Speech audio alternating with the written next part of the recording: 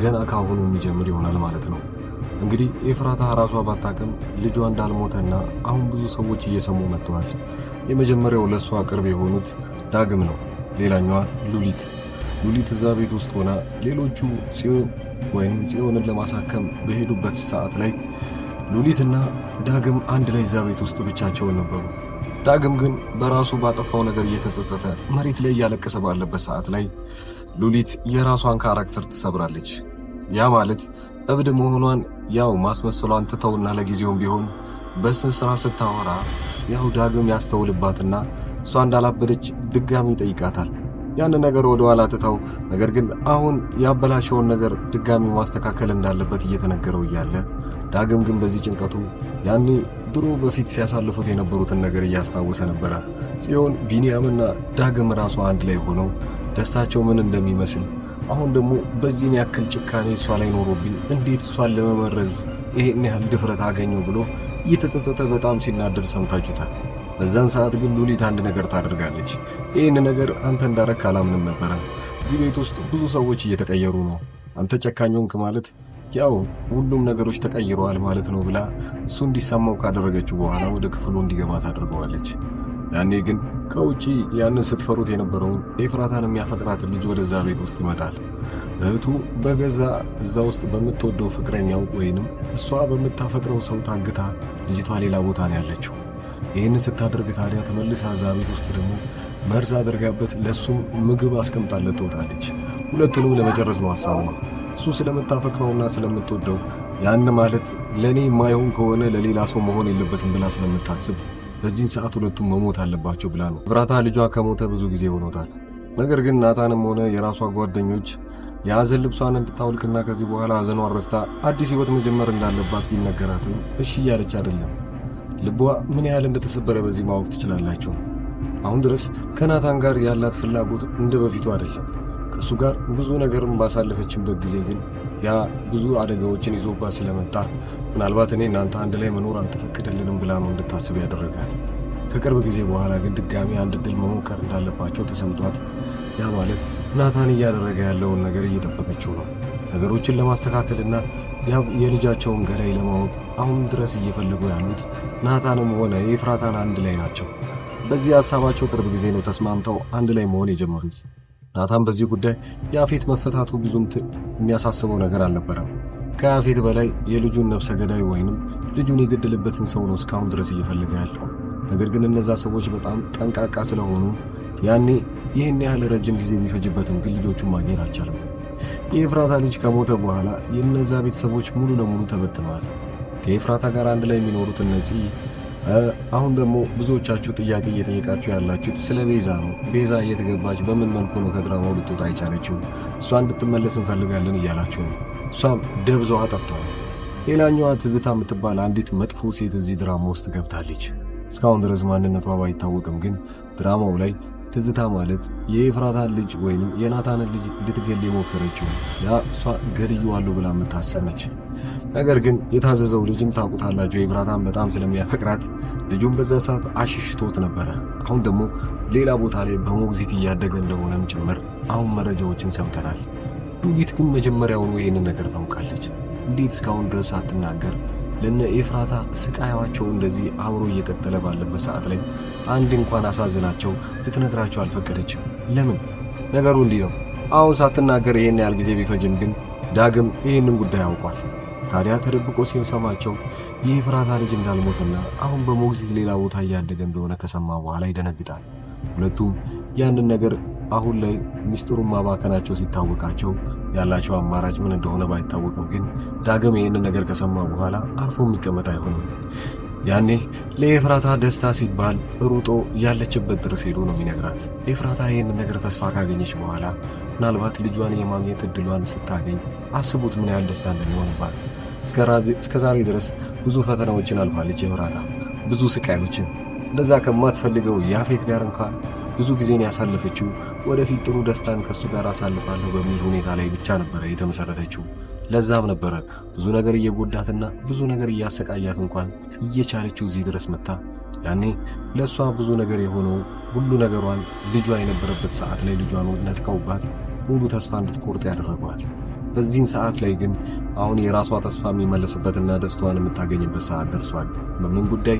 ይህንን በቀጣይ ቪዲዮ የምናየው ይሆናል። ሌላው ሉሊትን እናውራ። ሉሊት አሁን ድረስ ጨካኝ ነች ብላችሁ ብታስቡ ግን ለነ ኤፍራታ ነው የምታግዘው ማለት ነው። ይሄ ከውጭ የመጣው ልጅ ለኤፍራታ አዲስ ፍቅረኛ ነው ብሎ የሚያስበው እሱን እየተሟገተችው ነው በዚህ ሰዓት ላይ። እሱ ሐሳቡ እቺ ልጅ ታግታብኛለች ወይንም እህቴን አግታብኛለች ብላ ወደ ሉሊት እየሮጠ ቢመጣም ግን እሷ አስደንግጠዋለች በሰዓቱ። ስለሱ ብዙ መረጃ እንደምታውቅና ያን ያህል መረጃ የምታውቀው ደግሞ የኤፍራታን ልጅ እንደደበካትም ጭምር አውቃለሁ። እስካሁን ድረስ ግን ዝም ብያለሁ ብላ ነበር ያወራችው። ይህን ነገር ስትል ለራሷ ደስታ ብላ ነበረ ያንን ነገር ታደርግ የፈለገችው። አሁን ጊዜው ሚስጥሮች እንዳለ የሚበተኑበትና የኤፍራታም የራሷን እውነት የምታውቅበት ኬዝ ነው። በስተመጨረሻም የምናነሳው ነገር ቢኖር የያፌትን ጉዳይ ነው። ያፌት ካመለጠ 2 ቀኖች ተቆጥረዋል። እስካሁን ድረስ ግን ምንም ያደረገው ነገር ባይኖር ኤፍራታን አግቶ ለብቻ አስቀምጧታል። ናታን አንዲትም እርምጃ እስካሁን አልተራመደም። ምን እያደረገ ይሆን? ከናታን ጋር ያለውን ስቃይ ነገሩን እንዲህ ነው። ያፌት አሁን የሚባለውን ነገር መስማት አለበት። ናታንና ያፌት አንድ ላይ ሆነው የራሳቸው ትልቅ የሆነ ጠላት እየመጣባቸው ነው። ትዝታ የምትባለው ልጅ ቺ ሴትዮ በጣም ትልቅና ብዙ ሰዎች የምታገስ ሴት ናት። ስለዚህ ሁለቱ አንድ ላይ ሆነው እሷን መጣል ይኖርባቸዋል። ያፌትም ቢሆን የራሱ የሆነ የሚቀናቀነው ሰው ነው የሚፈልገው እንጂ ከራሱ በታች ወይንም እሱን አይችሉትም ብሎ የሚያስባቸውን ሰዎች አይነካቸውም። ያፌት ከበላዩ ሆኖ እሱን የሚያስጨንቀው ሰው ይፈልጋል። እንደዚህ አይነት ሰው ነው ተወዳድሮ ማሸነፍ የሚፈልገው። ናታን ያለው አማራጭ አንድ ነገር ብቻ ነው፣ ከሱ ጋር በአካል ተገናኝቶ ማውራት ብቻ።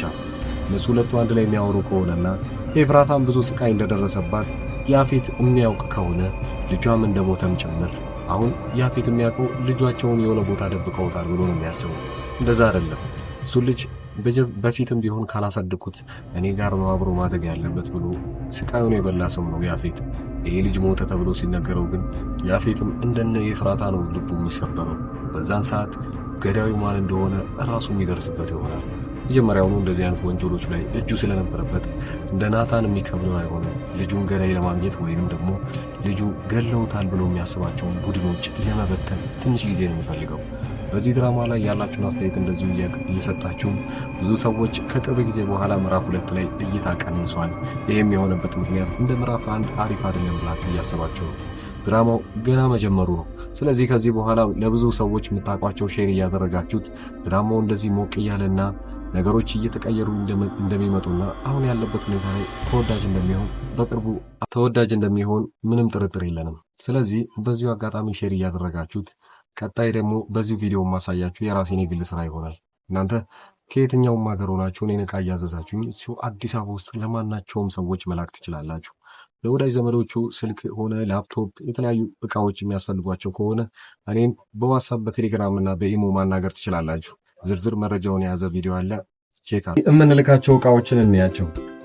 2 ሳምሰንግ የተመሳሳይ ስልኮች ናቸው። እነዚህ ስልኮች በ17,000 ብር ብቻ አዲስ የመጡ ስልኮች ናቸው። ኦልሞስት 4 ወር አካባቢ ነው የሆኑት አዲስ ከወጡ ማለት ነው ስልኮቹ ራሱ። እና አንድ ሰው ብቻ ነው 2 ያዘዘኝ። ሌላው የሶላር እቃዎች ለምሳሌ ለዘመዶቻችሁ አገር ቤት ሊሆኑ ይችላሉ ያሉት እንደዚህ ሶላሮችን ያዘዙኛሉ። ዛሬ የምናደርሳቸው ይህን ሶላር ትንሽ ነገር ልበላችሁ። በመጀመሪያ ደረጃ ይሄ የራሱ ማጠራቀሚያ ነው እና እነዚህ 2 ፓኔሎች ጣራ ላይ ተደርገው ሁለቱን ባንዴ ነው የሚሞሉት ወዲያውኑ ማለት ነው። በጣም ትልቅ ጉልበት ያላቸው ሶላሮች ናቸው እነዚህ። ከዚህ ላይ ቻርጀሮች ምናምን መጠቀም ይችላሉ ለስልካቸው ማለት ነው ራሱ ስለሚይዝ። እነዚህ 4 አምፖሎች ደግሞ ማንኛውም ቦታ በገመድ ይሰቀላል። ለምሳሌ እነዚህ ገመዶች በጣም ረጅም ናቸው። የራሳቸው ማብሪያ ማጥፊያ አላቸው እንደምታዩት እና አንዱን ጣራ ላይ አድርጋችሁት መሬት ላይ ደግሞ ይሄንን ማብሪያ ማጥፋ ማስቀመጥ ይችላል። ልክ እንደ ዋነኛው ኤሌክትሪክ ዝርጋታ ነው እነዚህ የሚቀመጡት እና ፓወር ባንኩም አንድ ቦታ ነው የሚቀመጠው የራሱ። ሶላሩ ደግሞ ውጪ ነው የሚደረገው ጣሪያ ላይ። ከዚህም በኋላ ምንም እኛ መሰካካት ቻርጅ ማድረግ ምናምን አይጠበቅብንም። ራሱ ሶላሩ ፉል ያደርገዋል። እኛ ማታ ብቻ እነዚህን አምፖሎች መጠቀም ብቻ ነው። በጣም ባሪፍ ዋጋ በ14000 ብር ብቻ ማለት ነው። ሁለቱን ሶላር እና 4 አምፖል ያለው እንደዛው ሶላር የሚቀንሱ ደግሞ ሌሎችም አሉ። በጣም የሚቀንሱ ከ6000 ብር ጀምሮ አሉ ሶላሮች ለቻርጀር እና ለቤት ውስጥ አምፖሎች የሚሆኑ ለተለያዩ ነገሮች። በዛው ልክ ደግሞ ከፍ እያሉ የሚመጡ አሉ። እስከ 40000 ብር የሚሸጡ ትላልቅ ለምሳሌ ቲቪዎችን ምናምን እንዲሰራ የሚፈልጉ ሶላሮች አሉ። እነዛ ከ30000 ብር ጀምሮ እስከ መጨረሻው እስከ 100 ምናምን የሚሸጡ ሶላሮች አሉ። እናንተ የፈለጋችሁትን ማዘዝ ትችላላችሁ። ስልኮችም እንደተባለው ብዙ ስልኮች የምታዘዘው ስልክ ላይ ነው እና አሁን ይሄ አንድ ሰው ቦታ ላይ የሚላክ ነው። ከዚህ በፊት ልጅቷ አዛ ያንን ከደረሰላት በኋላ ልክ ነው ብላ ለጓደኛዋ ደግሞ ከዛ በኋላ ያዘዘችው ስልክ ነው። በጣም አሪፍ ስልክ እና ይሄ ስልክ ከወጣ ቢያንስ 4 ወር ምናምን ቢሆነው ነው። እናንተም እንደዚሁ ማዘዝ ትችላላችሁ። ሌሎች ያዘዙ ልጆች ደግሞ ከዚህ በመቀጠል ማሳያችሁ ነው። እናንተ የምትፈልጉትን ዕቃ ብቻ በዋትስአፕ በቴሌግራም እና በኢሞ ለኔ መናገር ብቻ ነው የሚጠበቅባችሁ። ከዛ ዋጋውን ከተስማማንና ቦታውን ካወቅም በኋላ እናንተ ወዲያውኑ ዕቃው የሚደርስላችሁ ይሆናል። እዚህ አጠገቤ የምታዩቸውን ዕቃዎች እንዳለ እዚሁ አዲስ አበባ ውስጥ ሆኜ ወደ ተለያዩ ሰዎች በትዕዛዝ የማደርሳቸው ዕቃዎች ናቸው እና በእነዚህ ዕቃዎች ላይ ማንኛውንም ወይንም ዋጋ እናንተ ለቤተሰቦቻችሁ ወይንም ለማንኛውም ሰው ለማዘዝ ከፈለጋችሁ እኔን በቴሌግራም በዋትስአፕ እና በኢሞ ማውራት ትችላላችሁ። እንደምታዩቸው የተለያዩ ስልኮችና የዋይፋይ ዕቃዎች፣ ታብሌቶች ለልጅ የሚሆኑ እነዚህ የተለያዩ ቦታ አገር ሆናችሁ እናንተ እያዘዛችሁ እዚህ ለቤተሰቦቻችሁ መላክ ይችላል። ከኤሌክትሮኒክስ ዕቃዎች ውጪ ያሉትን ዕቃዎችንም እኔ ጋር ማግኘት ትችላላችሁ። እነሱም በእርግጥ ራሴ ባልሸጣቸውም ዋጋውን የተለያዩ ከሚሸጡ ሰዎች ጋር ወይም መርካቶ አጠገቤ ስለሆነ እዛ ያለውን ዋጋ እያጣራው ለእናንተ መላክ እችላለሁኝ ማለት ነው። ከዚህ በቀደም እንደሚታወቀው በትልቁ ቻናሌ ላይ እነዚህን ዕቃዎች ሳደርስ ለብዙ ሰዎች ሳደርስና ብዙ ሰዎችም ሲያዙኝ ነበሩ። አብዛኛው ጊዜ ሰው እያዘዘኝ የነበረው የተለያዩ ስልኮችን ነበረ። እነዛንም ስልኮች አዲስ አበባ ውስጥ በአንድ ቀን እያደረስኩኝ ነው። ከአዲስ አበባ ውጪ ለሚገኙ ሰዎች ግን 2 እና 3 ሰዎች አንድ ላይ ወደዛ አካባቢ አቅጣጫ ሲያዙ ወዲያውኑ አደርስ ነበረ። ይህም የአንድ ሳምንት ጊዜ ብቻ ነው የሚወስደው። ይህ ስራ አብዛኛውን ጊዜ እናንተን የሚያስፈራችሁ ታማኝነት ምን ያህል ነው የሚለው ነገር ነው። ያንን ደግሞ ማረጋገጥላችሁ ከዚህ ቀደም የላኩላቸው ሰዎች አብዛኛው በኢሞ እየመጡ የነበሩትን ልጆች ማንኛቸውንም እነሱን ማናገር ትችላላችሁ። እንደዛውም ደግሞ አንዳንዶቹ ለእምነት ብለው አንዴ ትንሽ ዕቃ ያዙና ያንን እንዳደረስኩላቸው ሲያውቁ በዚህ መልኩ ሌላዎችንም ዕቃዎች ማዘዝ ይችላሉ። የአበሻ ቀሚስ እና የተለያዩ ልብሶችም አሁን ትምህርት ሊጀምር አካባቢ የነበረ ጊዜ ደግሞ ቦርሳና ደብተሮች ብዙ ሰው አዘውኛል። ከልብ አመሰግናለሁ። ሌላው በዚሁ አጋጣሚ እናንተም የምትፈልጉት ዕቃ ካለና እንዳደርስላችሁ መልእክት ሊሆን ይችላል። ማንኛውንም ዕቃ የቤት ዕቃ ሊሆን ይችላል፣ ልብሶች እና የተለያዩ ፈርኒቸር ዕቃዎችም እንደዚሁ እያደረስኩ እገኛለሁ። ዋጋ ብቻ ማወቅም ከፈለጋችሁ እኔን ማናገር ትችላላችሁ። ለማንኛውም እስኪ ዋይፋዎቹን ላከልኝና ልንፋጣቸው ነው የምፈልገው ማለት ነው። አመሰግናለሁ። በጣም አሪፍ ነው። እገዛለሁ ግን አሁን ሳይሆን ወደፊት የልጄ ልደት እየደረሰ ስለሆነ እንደ ስጦታ ትልክ ታደርስልኛለህ። እዛው አዲስ አበባ ወደ ለገሃር አካባቢ ናቸው እና እዛት ታደርስልኛለህ። ደውዬ እነግርሃለሁ ሁሉን። አሁን ገባኝ። እና ዋይፋው ስንት ብር ነው? እና የዋይፋው ዋጋው ስንት ብር ነው? ልትነግረኝ ትችላለህ? ይሄኛው ስንት ነው? እና ስንት ጂቢ ነው? እንዴት ነህ? ሁሉ ሰላም አለኝ። እኔ ደህና ነኝ። አንተ እንዴት ነህ? ቆይታ እንዴት ነህ? ሁሉ ሰላም። ኧረ ችግር የለም። ቀሪውን ያኔ በ30 ሁሉንም አስገባልሃለሁ። ያንተንም የእሷንም የሁሉንም ባንዴ አስገባዋለሁ። ችግር የለውም። ያኔ አንተ የምትሰጣት ከሆነ ትጀምረዋለች። ማይማር ይሄንን እስቲ አጣራ። ኮፍያዎች ስንት ናቸው? እስቲ ጠይቅ እስቲ እና አጣራሽ። ብዙ አይነት ነው ያለው ግን ይሄንን ነው ያደረኩልክ። እስቲ እንትን ያልኩት የላኩልክ እስቲ ቦሌ ያምጣውና ከዛ አንተ ጋር ከሻንጣው ማለት ነው። ከዛ በኋላ አንድ ላይ ነው የምትሰጣ ከሞባይሉ ጋር ማለት ነው። ከይቅርታ ጋር ግን ከልብ ላስቸግርክ ነው። ዋትስአፕ ላይ ልኬልሃለሁ የሰውየውን ቁጥር ማለት ነው። እና የት ነው አለኝ ሉሉ ምንድነው እሱን እስቲ አንተ ከዛ እሱን ካመጣክ በኋላ ትለወለልካለች። የጀመሩት ከዚህ በፊት በነበሩት ቪዲዮዎች ላይ በለቀኩት ማስታወቂያ ነው። ያው ለሌሎቹ እና አዲስ አበባ ውስጥ ቅርብ ለሆኑ ሰዎች ወዲያውኑ በአንድ ቀን ውስጥ አድርሰንላቸዋል። እናም የተለያዩም ሰዎች አሁን ላይ ትክክለኛ እኔ እንደምሰራ ለማወቅ የመጡና እናም በቀጣይ ደሞዛቸው ወይንም በሌላ ጊዜ ዕቃ ሲፈልጉ ከኛ ማዘዝ እንደሚችሉ አረጋግጠው ሄደዋል። ያንን ብቻ ለማወቅ ብቻ ሳይሆን የተለያዩ ዕቃዎችን ዋጋቸው ምን ያህል ነው ወይንም እናንተ ካላችሁበት ሱቅ ወይንም እናንተ ካላችሁበት ሰፈር ጋር ዋጋውን ምን ያህል ቅናሽ ነው የሚለውን ካያችሁ ዕቃውን ወዲያውኑ ማዘዝ ትችላላችሁ። በክፍለ ሀገር ያላችሁና የተለያየ ቦታ ለምትኖሩ ለምሳሌ ወደ ወላይታ አካባቢ ብዙ ሰዎች ዕቃ እንዳዘዛችሁኝና አንድ ላይ ልልክላችሁ አንድ ሳምንት ጊዜ ጠይቂያችሁ ነበረ። ያም ሆነም ወደ ራቅ ወዳሉ ቦታዎች ላይ ዕቃ የምንልከው 3 እና 4 ሰዎች ስትሆኑ ነው። ዕቃውን ወዲያውኑ አንድ ላይ የምናደርስላችሁ ይሆናል። ለጊዜው ግን አዲስ አበባ ውስጥ ለሆናችሁ ዋና ዋና የሚባሉ ወደ ባህር ዳር፣ ወደ ጎንደርና ወደ ባህር ዳር ሌላው መስመር በሚገኙ ቦታዎች አንድ ላይ ዕቃዎችን እንልካለን። እናንተ ብቻ በተለመደው መልኩ ከኛ ምንም አይነት መረጃ ማግኘት ስለምትችሉ በዚህ ሁኔታ ላይ መጠየቅም ትችላላችሁ።